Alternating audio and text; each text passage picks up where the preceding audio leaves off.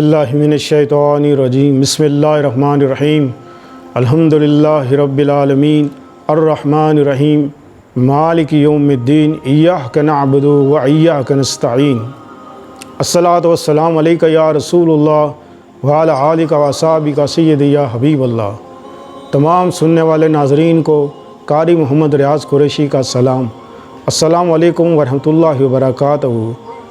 इस्लामी बातें चैनल से आज जो हम मौजू लेकर आए हैं वो एक बहुत ही अहम मौजू है, जो इस वक्त पूरे माशरे में हर घर में जिसकी वजह से परेशानियां बहुत ज़्यादा लाहक हो रही हैं, और वो है टच मोबाइल। अल्लाह पाक, बहुत से लोग मेरे पास आते हैं और ये कहते हैं कि हमारा बच्चा परेशान है, रोता है और पढ़ता नहीं है, बात को समझता नहीं है, जो कहो नहीं करता, बस मोबाइल हाथ में पकड़ा दो तो ठीक है, और मोबाइल हाथ में ना दो तो बस इसने रोना शुरू कर देना है। तो बहन मेरी, ये बताओ कि मोबाइल बच्चे के हाथ में दिया किसने? आप अपना काम, कि आपका अपना काम हो जाए, आपके कपड़े धुल जाएं, आपके बर्तन धुल जाएं, आपकी ज़रूरियात पूरी हो जाए, आप बच्चे को मोबाइल हाथ में पकड़ा के 2 साल का बच्चा, उसके हाथ में मोबाइल आप पकड़ा देती हैं। वो मोबाइल से लगा रहता है, मोबाइल देखता है, जो कुछ मोबाइल में देखता है वो सारी चीज़ें उसके दिमाग में फिट होती रहती हैं, जिससे बच्चे का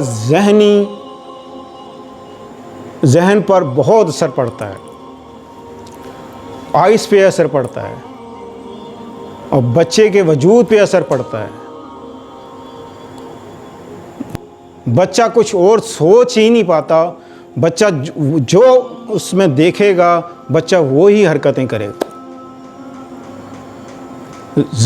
इस मोबाइल से पहले भी तो माएँ अपने बच्चों को पालती थी, तब बच्चों को ये परेशानी नहीं थी। अब बच्चे को चुप कराने के लिए एक मोबाइल रह गया है कि बस मोबाइल पकड़ा दिया कि बच्चा चुप हो जाए। खुदा के लिए कुछ अक्ल से काम लो, कुछ आगे का सोचो कि हमने इस बच्चे का मुस्तकबिल तबाह कर दिया है मोबाइल हाथ में पकड़ा कर। 2 साल 2.5 साल का बच्चा, उसके हाथ में मोबाइल देकर आपने बच्चे की ज़िंदगी तबाह कर दी, बर्बाद कर दी, उसका मुस्तकबिल तबाह कर दिया। बाद में फिर परेशान होती हैं कि ये कुछ अजीब हरकतें करता है, जंपे मारता है, छलांगे मारता है, ये करता है, वो करता है, सुनता नहीं है बात को। तो उसने तो वही कुछ करना है जो वो देख रहा है। 2 साल का बच्चा, 2.5 साल का, 3 साल का, आप उसको अपने सीने से लगा के रखें, उसको दूध पिलाएं, उसके साथ खेलें, उसके साथ कोई उसको बॉल लें, किसी चीज़ से खिलाएं उसको कि वो खेले, कोशिश करें कि बच्चा सो जाए, तब आप अपने काम कर लें। ज़रूरी नहीं है कि आप अपने काम के खातिर बच्चे के हाथ में मोबाइल दे के बच्चे की ज़िंदगी तबाह कर रहे हैं। कहते हैं कि माँओं के पाँव के नीचे जन्नत है, लेकिन मैं अब ये कहूँगा कि जन्नत तो है, ये तो मान लिया कि माँ के पाँव के नीचे जन्नत है, लेकिन हाथ में क्या है? हाथ में तो वो बच्चे के लिए जहन्नम है। वो क्या करेगा? 7-8 साल का बच्चा जब हो जाता है और फिर वो बच्चा आपको नथ डाल के रख देगा। इस मोबाइल के इतने नुकसान हैं कि आपकी सोच है। थोड़ा सा बच्चा बड़ा हुआ, कोई गेम खेलना शुरू हो जाएगा, कोई बटन दबा दे, न जाने सामने क्या आ जाए, और वो उसकी नज़र उस पर पड़ती रहे। कोई कार्टून है, कोई और चीज़ है, कोई गाना सामने आ गया, कोई और चीज़ सामने आ गई, तो आपको पता है वो क्या क्या देख रहा है? वो सारी चीज़ें उसके दिमाग में फिट होती जा रही हैं। जैसे बच्चे को कोई आप मजमून सबक याद कराती हैं, अली बे याद कराती हैं, कि बच्चा याद करता है, बच्चा दिमाग में बैठ जाता है, बाद में आप सुने तो वो सुना देता है।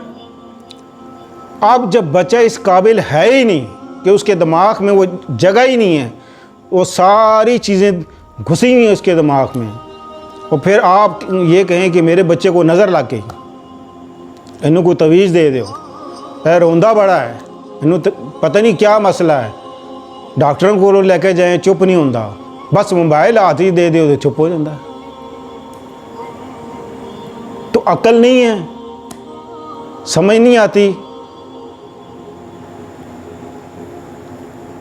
कितने बच्चे मेरे पास ऐसे आए हैं जो बिल्कुल पागल हो गए हैं, बिल्कुल पागल, यानी कि वो कार्टून है, चलते फिरते।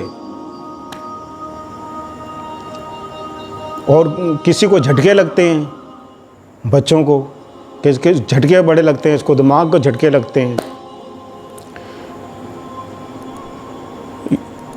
वक्त कम है, वक्त की कमी से मैं आपको इसको डिटेल में नहीं जाना चाह रहा कि इसके आगे और क्या क्या नुकसानात हैं।